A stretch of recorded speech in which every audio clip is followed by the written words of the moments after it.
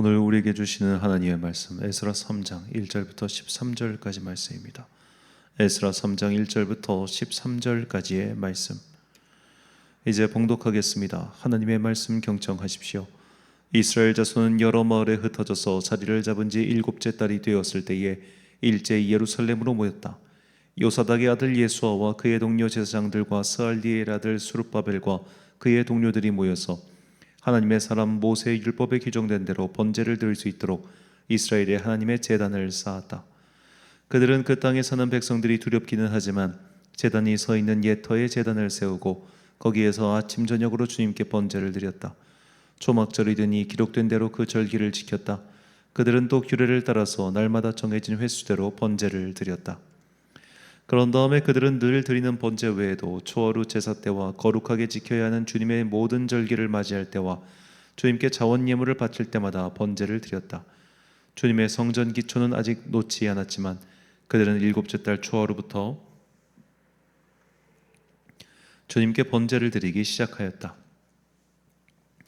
백성은 석수와 목수에게는 삭을 주어서 일을 시키고 시돈 사람과 드로온 사람에게는 먹을 것과 마실 것과 기름을 주어서 페르시아 왕 고레스가 그들에게 허락한 대로 레바논에서 백향목을 베어 바닷길로 욥바에까지 띄워 보내게 하였다. 백성이 하나님의 성전터가 있는 예루살렘으로 돌아온 지 이태째가 되는 해 둘째 달에 스알디엘의 아들 스룹바벨과 요사닥의 아들 예수아와 그들의 나머지 동료 제사장과 레위 사람과 사로잡혀 갔다가 예루살렘으로 돌아온 모든 사람이 공사를 시작하고 20살이 넘은 레위 사람을 주님의 성전 건축 감독으로 세웠다. 예수아와 그의 아들들과 친족과 호다위아의 자손 간미엘과 그의 아들들이 한 마음 한 뜻으로 하나님의 성전 이는 일을 감독하였다. 레위 사람 헤나닷의 아들과 손자와 친족들도 그들과 함께 일을 하였다. 집지는 일꾼들이 주님의 성전 기초를 놓을 때에 예복을 입은 제사장들은 나팔을 들고 레위 사람 가운데서 아삽 자손들은 자바라를 들고 이스라엘 왕 다윗이 지시한 대로 저마다 주님을 찬양하려고 자기의 자리에 섰다. 그들은 서로 화답하면서 주님을 찬양하고 감사의 찬송을 불렀다. 주님은 어지시다. 언제나 한결같이 이스라엘을 사랑하신다. 주님의 성전 기초가 놓인 것을 본 온 백성도 목청껏 소리를 높여서 주님을 찬양하였다. 그러나 첫 성전을 본 나이 많은 제사장들과 레위 사람들과 가문의 우두머리들은 성전 기초가 놓인 것을 보고 크게 통곡하였다. 또 다른 쪽에서는 많은 사람들이 기뻐하며 즐거이 노래하였다. 환성과 통곡이 한데 뒤섞여 소리가 너무나도 크고 시끄러웠다. 그 소리는 멀리서도 들을 수 있었으나 어느 누구도 환성인지 통곡인지 구별할 수 없었다. 아멘. 초라한 예배당의 은혜란 제목으로 하나님의 말씀 선포하겠습니다. 성경에 기록된 성전은 모두 세 가지입니다. 첫 번째가 솔로몬의 성전이고 두 번째가 오늘 본문에 나오는 이제 건축하기 시작하는 스룹바벨의 성전이고요. 마지막 세 번째가 이 스룹바벨의 성전을 중축했던 헤롯 대왕의 성전입니다. 이 중 가장 규모가 큰 것이 세 번째인 헤롯 대왕의 성전이고 이 성전이 바로 예수님 당시의 성전이죠.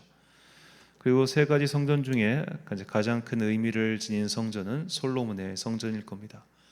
그래서 상대적으로 가장 규모도 작고 또 초라했던 성전이 사실 스룹바벨의 성전이죠. 그래서 제가 모든 것을 아는 것은 아닙니다만 아마도 조금 이제 극렬 유대주의자, 소위 시온주의파 유대인들은 이 제2 성전, 그러니까 스룹바벨의 성전을 헤롯 대왕이 리모델링을 한 거잖아요. 이것까지 통틀어서 그냥 이성전이라고 부르더군요. 아마도 사실 이 스룹바벨의 성전은 헤롯 대왕이 아마 그 원형도 남기지 않고 다 부숴버렸을 겁니다. 너무 오래됐고 또 작았기 때문이죠. 그런데 그거는 재건축을 넘어서 사실 그냥 완전 새로 지은 건데도 이것까지 통틀어서 그냥 이성전이라고 부르는 거예요. 아마도 이방인이 그 성전을 만들었다는 것을 인정하지 않기 때문에 그렇게 부르는 것은 아닌가 그런 생각을 해봅니다. 자, 비록 사람들이 자원해서 예물을 내놓아 건축비를 충당했지만 이때 모인 사람들은 50년 이상 바벨론에서 하층민 생활을 했던 사람들입니다. 아마도 몇몇 사람들은 성공을 해서 건축비를 많이 낼 수 있었겠지만 사실 대부분의 사람들은 그 정도의 큰 건축비를 예를 들어 옛날 다윗처럼 큰 건축비를 낼 수 있는 사람은 없었겠죠. 더구나 이 제2성전, 곧 스룹바벨의 성전은 건축하다가 중간에 한참이나 중단되었고 완공 후에도 건물만 달랑 있었을 뿐 제대로 된 기능을 할 때까지는 또 세월이 필요했습니다. 즉 이 성전은 과거의 솔로몬의 성전에 비하면 매우 초라한 성전이었죠. 하지만 모인 사람들은 이제 고아처럼 예배드리지 않아도 된다는 사실에 그 초라한 모습이라도 기쁘기 그지없었습니다. 다만 어릴 적에 이 솔로몬 성전의 마지막을 본 나이 많은 유대인들의 반응은 달랐지요. 본문 12절 말씀입니다. 제사장들과 레위 사람들과 나이 많은 족장들은 첫 성전을 보았으므로 이제 이 성전의 기초가 놓임을 보고 대성통곡하였으나 여러 사람은 기쁨으로 크게 함성을 지르니 아멘. 아직 성전은 전혀 지어지지 않았고 기초만 놓았을 뿐입니다. 하지만 기초 사이즈만 봐도 대충 건물의 크기가 가늠할 수 있죠. 이제 노인이 된 연장자 그룹은 과거에 비해서 초라해진 그 크기 때문에 눈물이 났습니다. 우리가 이렇게까지 망했는가라는 생각이 들었겠죠. 하지만 바벨론에서 태어나 처음으로 아버지의 땅, 조상의 땅을 밟은 이들은 그렇지 않았습니다. 조악한 비유를 들자면 옛날에 부자여서 큰 집에 살던 아버지가 쫄딱 망해서 초라한 새 집을 지었는데 이 나이든 아버지는 옛날 자기가 살던 집이 떠올라서 내가 이 나이 먹고 고작 이 정도 집밖에 못 사나 라며 슬퍼한 것이고, 그 아버지의 아들은 지금까지 거지처럼 고생만 하다가 이제야 비바람 피할 지붕 있는 집에 들어가는 것이 기뻐하는 그런 형국이라는 거죠. 그러니까 아버지는 원래 부자로 살았으니까 지금 이 집이 너무 초라해서 한심한데, 아들은 태어날 때부터 거지였다 보니까 이 초라한 집도 내 집 같고 너무 좋다 이 말이에요. 자, 그렇다면 하나님께서도 이 두 번째 성전을 보시면서 그런 생각을 하셨을까요? 야, 너희가 나한테 지금 예배드리겠다고 건축을 했는데 이게 뭐냐? 이런 생각을 하셨을까요? 전혀 그렇지 않습니다. 하나님께서는 크고 화려한 집에 계시는 것이 아니죠. 하나님께서는 예배하는 자들 가운데 계십니다. 그래서 하나님께서는 오늘도 영과 진리로 예배하는 자들을 찾으시죠. 특정 장소, 특정 건물에 묶여 있는 지방령 같은 분이 하나님은 아니십니다. 이 연장자들이 눈물을 흘리며 그리워하고 통탄했던 그 솔로몬의 성전, 그 성전 마지막 무렵에 하나님께서는 예레미야 선지자를 통해서 이렇게 말씀하셨습니다. 예레미야 7장 4절 말씀. 너희는 이것이 여호와의 성전이라 여호와의 성전이라 여호와의 성전이라는 거짓말을 믿지 말라. 아멘. 아무리 크고 화려해도 그 안에 하나님의 뜻이 없고 또 하나님의 뜻에 순종하는 성도가 없으면 그건 그냥 건물에 불과하죠. 중세시대 교회 권력이 정점에 달했을 때 지은 대성당들 가보십시오. 아마 앞으로 그 어떤 교회도 그 어떤 공동체도 저렇게 크고 화려한 예배당을 짓지 못할 겁니다. 그러나 지금 그 건물들은 모두 박물관처럼 운영되며 입장료를 받아 건물을 유지하고 있을 뿐입니다. 그것은 이제 역사 유적에 불과할 뿐 예배를 드리는 장소도 아니며 예배당도 아니죠. 하나님의 성전, 우리가 성전이라 부르는 것은 예배를 드리기 위한 장소입니다. 바꿔 말하면 우리가 예배를 드리는 곳, 그곳은 어디나 하나님의 성전이죠. 그래서 포로로 돌아온 유대인들은 아직 기초도 끝나지 않은 그 텅 빈 곳에서, 그 벌판 같은 곳에서 예배를 드렸습니다. 본문 6절 말씀. 일곱째 달 초하루부터 비로소 여호와께 번제를 드렸으나 그때 여호와의 성전지대는 미쳐놓지 못한지라. 자, 성전지대도 놓지 않은 그 덜판에 그냥 제단만 툭하니 쌓아놓고 거기서 일단 번제를 드렸습니다. 그리고 초하루를 지켰습니다. 초막절을 지켰습니다. 하나님께서는 이 예배를 받으셨을까요? 당연히 그러합니다. 바벨론에서 돌아온 사람들은 어떠한 사심도 없이 예배를 드렸습니다. 성전 체제에서 나오는 떡고물을 바라는 사람들도 없었습니다. 권력을 얻기 위해, 명성을 얻기 위해, 혹은 사람들에게 그럴듯한 모습을 보여주기 위해 그렇게 예배하는 자들도 없었습니다. 그것은 그저 들판의 예배였습니다. 초라한 예배당의 제사였습니다. 그러나 성심을 다한 영과 진리의 예배였습니다. 화려한 예배당이 우리의 믿음을 지켜주진 않습니다. 만약 화려한 예배당이 우리의 믿음을 지켜주었다면 솔로몬은 결코 타락하지 않았을 겁니다. 르호보암도 타락하지 않았을 겁니다. 이스라엘 민족이 타락할 리가 없습니다. 잠시 잠깐 화려한 건물이 사람의 마음을 붙잡을 수는 있어도 의와 진리를 위해 자신을 내어드리는 헌신과 순종까지 인도할 수는 없습니다.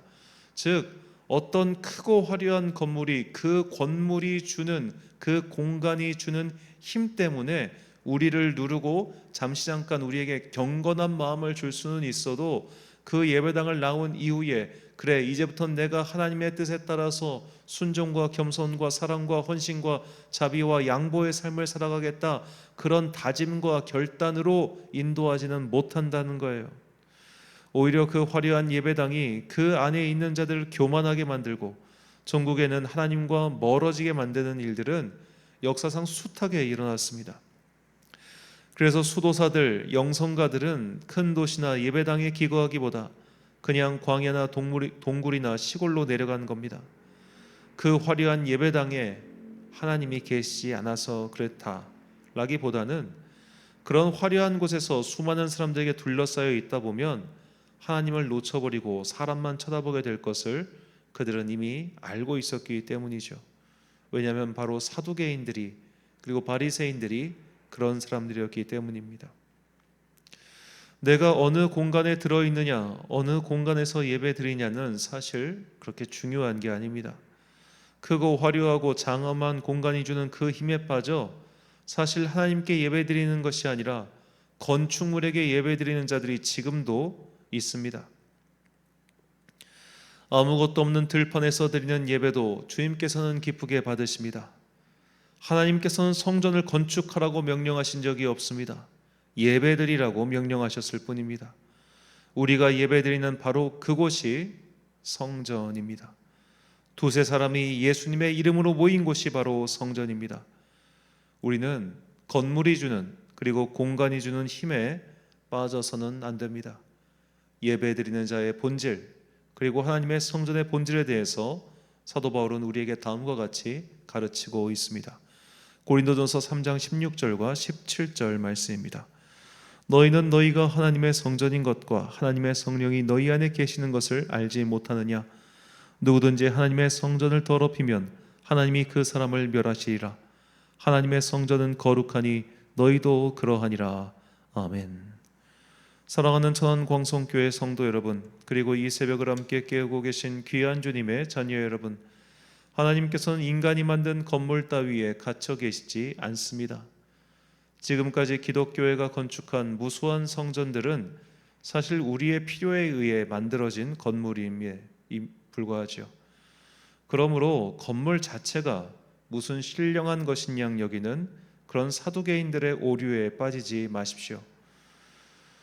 지금 우리에게는 사실 성전도 없고 성소도 없으며 그저 예배를 드리기 위한 예배당만 있을 뿐입니다. 우리가 거룩한 주님의 이름으로 모이는 그곳에 예수님께서 함께 계십니다. 그 장소가 중요한 게 아니라 모이는 사람들의 믿음이 중요합니다. 그래서 사도 바울이 우리가 바로 하나님의 거룩한 영을 모시는 성전이라고 말한 것이죠. 그리고 그리스도의 몸의 각 지체라고도 설명했습니다. 이미 우리는 거룩한 성령님을 통해 그리스도와 한 몸이 되었고 또 주님과 연결되어 있습니다. 크고 화려한 건축물이 주는 그런 공간의 힘에 속지 마시고 이미 주님과 한 몸이 된 자들로서 영과 진리의 예배를 드리는 거룩한 성전들이 되시길 주님의 이름으로 축원합니다. 기도하겠습니다. 사랑과 은혜가 풍성하신 아버지 하나님, 우리는 이미 하나님의 거룩한 성전입니다. 우리 안에 주님의 영을 모시고 있으니 그 영이 계신 곳에 참 자유와 진리가 있음을 믿습니다. 또한 두세 사람이 나의 이름으로 모이는 그곳에 내가 너희와 함께 있다 하셨사오니 나와 함께 예배드리는 그 사람들이 모인 곳에 주님 함께 하시고 우리가 이미 내 안에 있는 주님의 영을 통하여 그리스도의 지체가 되었음을 깨닫고 서로 사랑하고 인내하고 아껴주며 영과 진리의 예배로 주님을 기쁘시게 하는 주의 거룩한 자녀들 되게 하여 주옵소서. 어디서 예배드리냐가 중요한 게 아니라 예배드리는 나의 이 태도와 영혼이 중요하다는 것을 잊지 않고 항상 다른 것을 보지 않고 오직 내 안에 거하시는 거룩한 성령님을 주목하며 그리스도와 연합해서 장성한 분량까지 자라가는 거룩한 주의 자녀들 되게 하여 주옵소서. 오늘도 각자의 삶의 현장에서 열심히 살아가는 주의 자녀들에게 복과 은혜 내려 주옵소서. 삶의 무게는 결코 가볍지가 않습니다. 우리가 지치지 아니하도록 주님 성령님을 통하여 우리에게 새 힘을 공급하여 주옵소서. 오늘 하루도 참 좋으신 우리 주님의 은총과 평강이 모든 성도들과 함께 하시길 간절히 소망하오며 이 모든 말씀 우리 구주 예수 그리스도의 이름으로 기도드립니다. 아멘. 오늘의 기도 제목입니다. 나는 어디서 예배드리고 있습니까? 그곳이 어디든 그곳을 하나님의 거룩한 성전으로 만들어 가기 위해 함께 예배하는 사람들을 위해 그리고 나의 정결한 마음을 위하여 기도하십시오. 오늘 주신 기도의 제목 가지고 기도와 묵상에 힘쓰는 하루 되시길 바랍니다. 기도하겠습니다.